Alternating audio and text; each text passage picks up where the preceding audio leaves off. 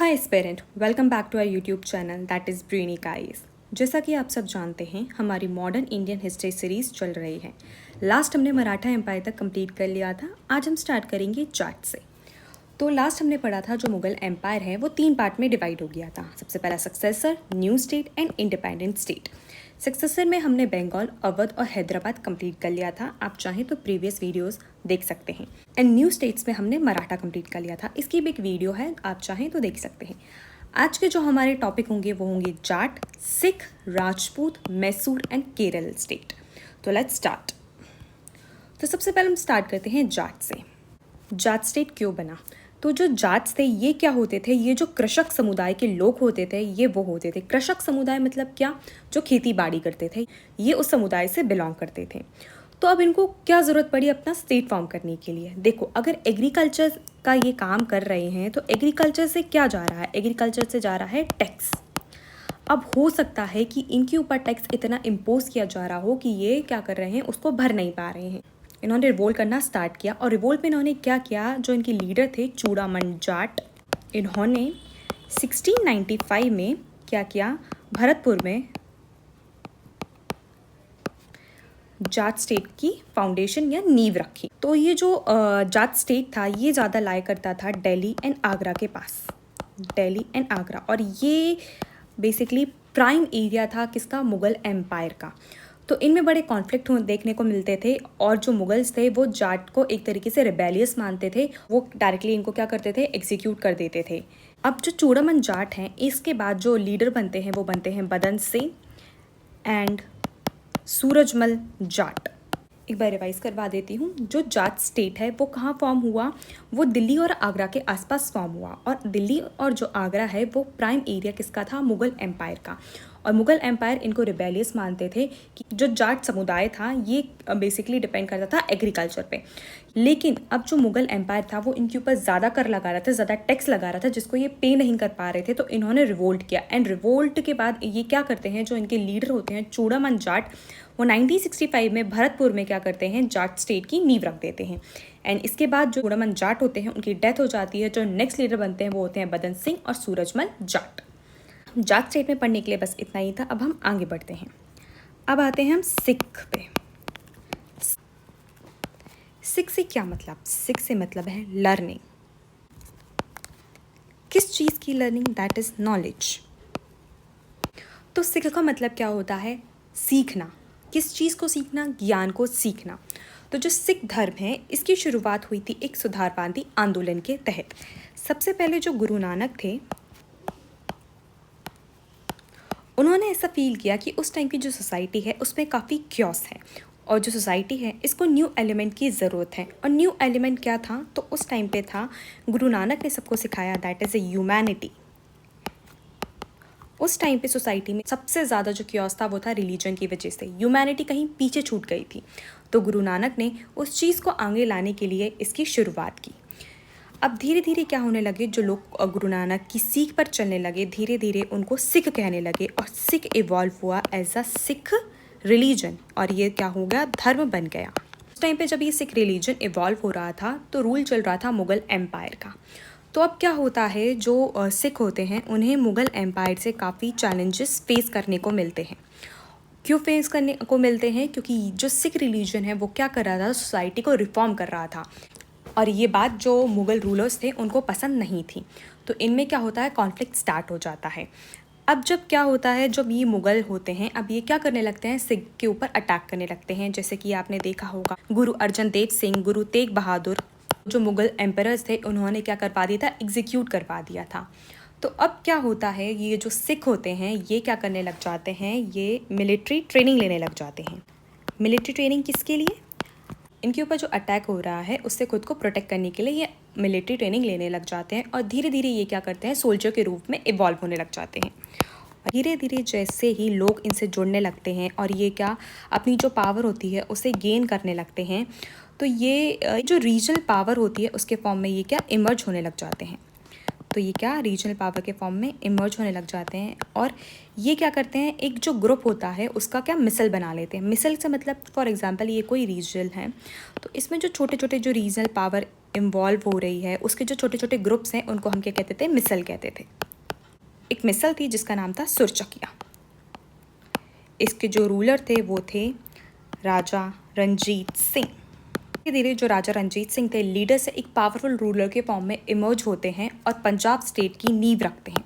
तो जैसा कि मैंने आपको बताया, जो मुग़ल की तरफ से इनके ऊपर अटैक हो रहे थे, तो जो सिख थे इन्होंने मिलिट्री ट्रेनिंग लेना स्टार्ट कर दी और सोल्जर के रूप में खुद को इवॉल्व करने लग गए। अब जैसे धीरे धीरे लोग इनसे जुड़ने लगे और इनकी पावर बढ़ने लगी, तो ये क्या होने लगा, एक रीजनल पावर के फॉर्म में इमर्ज होने लगे। और जो छोटे छोटे ग्रुप्स थे किसी एरिया के, उसको हम मिसल कहते थे। तो उसमें से एक जो मिसल थी जिसका नाम था सुरचकिया मिसल, उसके जो लीडर थे राजा रणजीत सिंह, उन्होंने क्या किया, वो एक पावरफुल रूलर के फॉर्म में इमर्ज होने लगते हैं और पंजाब स्टेट की नींव रखते हैं। अब क्या होता है, जब तक राजा रणजीत सिंह होते हैं तो जो ब्रिटिश ईस्ट इंडिया कंपनी होती है वो डायरेक्ट जो पंजाब स्टेट होता है उससे चैलेंज नहीं करते हैं। जैसे ही राजा रणजीत सिंह की डेथ होती है तो ब्रिटिश ईस्ट इंडिया कंपनी क्या करती है, जो नेक्स्ट रूलर होते हैं दिलीप सिंह, उनके ऊपर अटैक करती है और वे युद्ध हार जाते हैं और फिर इनसे ट्रीटी साइन करवाई जाती है और दिलीप सिंह को एनुअल पेंशन पे लंदन भेज दिया जाता है और जो पंजाब स्टेट था उसे अंग्रेज़ों द्वारा एनेक्स कर लिया जाता है। तो ये कहानी थी सिख की। तो अब हमारा जो नेक्स्ट टॉपिक है वो है इंडिपेंडेंट स्टेट। लास्ट में हमने जो कवर किया था वो थे न्यू स्टेट्स। तो इंडिपेंडेंट स्टेट में आते हैं राजपूत, केरल, मैसूर। तो जो सबसे पहले रहेगा हमारा टॉपिक वो है राजपूत। तो राजपूताना में जो एरिया आता था वो Rajasthan plus some parts of Gujarat plus Malwa, ये सारा एरिया कॉन्स्टिट्यूट करके बनाता था राजपूताना। हमेशा से ही मुग़ल और राजपूत में फ्रेंडली रिलेशन रहे हैं। अकबर के टाइम पे जब से अकबर की शादी किससे हुई थी, जोधा या हरकाबाई से।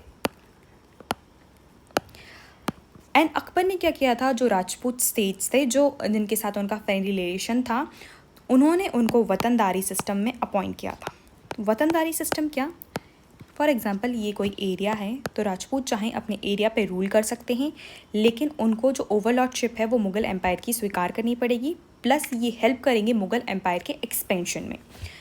तो अकबर ने क्या किया था, इनको इस वतनदारी सिस्टम में अपॉइंट किया था। हमेशा से ही मुग़ल और राजपूत में फ्रेंडली रिलेशनशिप थे। ठीक है, ये था राजपूत। एंड अब आते हैं हम केरल पे। केरल उस टाइम पे 3 पार्ट में डिवाइड था। कालीकत, जहाँ पर कौन आया था, Vasco D gamma, Kochi and Travancore. Travancore के एक फेमस राजा थे जिनका नाम था राजा मार्तंड वर्मा। इन्होंने क्या किया, अपने टाइम पीरियड पे जो इनका स्टेट था उसकी एक्सपेंशन की वजह इन्होंने फोकस किया एजुकेशन, डेवलपमेंट और ट्रांसपोर्टेशन पे। तो इन्होंने किस पे फोकस किया, education, development and transportation. And इनकी डेथ के बाद आते हैं राजा राम वर्मा। एंड इनके टाइम पीरियड पे क्या होता है, जो त्रावणकोर होता है वो कल्चर एंड एजुकेशनल का सेंटर पॉइंट होता है। Cultural plus educational centre point होता है। तभी आज हम जो देखते हैं, केरल हमेशा ही लिटरेसी में टॉप करता है। वो क्यों करता है, क्योंकि उस टाइम के जो राजा थे उनको अपनी स्टेट से एक्सपेंशन की वजह किस पे, एजुकेशन पे ज़्यादा उनका ध्यान रहता था। इसलिए धीरे धीरे ये चीज़ उनमें इवॉल्व होने लगी और वो हमेशा से एजुकेशन को ज़्यादा इंपॉर्टेंस देते रहे हैं। अब हम आते हैं मैसूर पे। मैसूर जो होता है वो विजयनगर जो एम्पायर होता है उसका पार्ट होता है। जैसे ही विजयनगर एम्पायर कमज़ोर होता है, उसका डाउनफॉल स्टार्ट होता है, तो मैसूर में वॉडिया डायनेस्टी की स्थापना होती है और काफ़ी टाइम तक मैसूर में वॉडिया डायनेस्टी रूल करती है। और इसके एक जो राजा होते हैं कृष्ण राजा वॉडियार, इनके टाइम पीरियड पे एक सोल्जर होता है जिसका नाम होता है हैदर अली। पर ये अपनी योग्यता के बल पे क्या करता है, एक सोल्जर से एक अच्छी पोस्ट तक पहुंच जाता है। तो जो कृष्ण राजा वॉडियार होते हैं, इनके एक मिनिस्टर होते हैं जिनका नाम होता है नंजराज, जिनको क्या होता है, इस जो हैदर अली है उसकी इंटेंशन पे शक होता है। उसको ऐसा लगता था कि ये जो हैदर अली है वो धीरे धीरे पावर गेन करके क्या करेगा, जो राजा होते हैं उनको एलिमिनेट करके खुद क्या करेगा, मैसूर की गद्दी पे बैठ जाएगा। और होता भी कुछ ऐसा ही है। हैदर अली को जो नंजराज होते हैं वो पसंद नहीं होते हैं। क्यों? क्योंकि वो हमेशा उनसे क्वेश्चन करते हैं और उनकी इंटेंशन पे सवाल उठाते थे। तो हैदर अली क्या करता है, सबसे पहले जो नंजराज होते हैं उनको एलिमिनेट करता है, हटाता है, और फिर जो कृष्ण राजा वॉडियार होते हैं इनको गिरफ्तार करके इनको एग्जीक्यूट करवा देता है और ख़ुद को मैसूर का सुल्तान घोषित कर देता है। अब क्या होता है, जैसे ही ये मैसूर में अपनी जो डायनेस्टी होती है उसकी स्थापना करते हैं, तो अब ये क्या करते हैं, जो मिलिट्री होती है उसकी एडवांसनेस पे काफ़ी फोकस करते हैं। जो फ्रेंच की हेल्प लेते हैं, जो ब्रिटिश ईस्ट इंडिया कंपनी होती है उसको ये लगता है कि ये अपने फ्रेंच की तरफ ज़्यादा फ्रेंडशिप बढ़ा रहे हैं और जो ब्रिटिश ईस्ट इंडिया कंपनी है ये उनके लिए खतरा हो सकता है। होता है ब्रिटिश ईस्ट इंडिया कंपनी क्या करती है, इनके ऊपर अटैक कर देती है और क्या वॉर स्टार्ट हो जाते हैं। और जैसे ही हैदर अली की मृत्यु होती है तो जो नेक्स्ट गद्दी पे बैठते हैं वो होते हैं टीपू सुल्तान, उनके बेटे टीपू सुल्तान। अब ये भी क्या करते हैं, ये भी ब्रिटिश जो ईस्ट इंडिया कंपनी होती है उसको पसंद नहीं करते हैं और फ्रेंच को ज़्यादा फेवर करते हैं। जो फोर्थ एंग्लो मैसूर वॉर होता है उसमें क्या होता है, जो टीपू सुल्तान होते हैं उनकी डेथ हो जाती है और जो मैसूर स्टेट होता है वो आ जाता है किसके, ब्रिटिश ईस्ट इंडिया कंपनी के अधीन। और ब्रिटिश ईस्ट इंडिया कंपनी इसको क्या कर लेती है, अपने में मिला लेती है। तो ये कहानी थी सारे रीजनल स्टेट्स की। आई होप आपको समझ आई होगी। For more content follow brainy guys.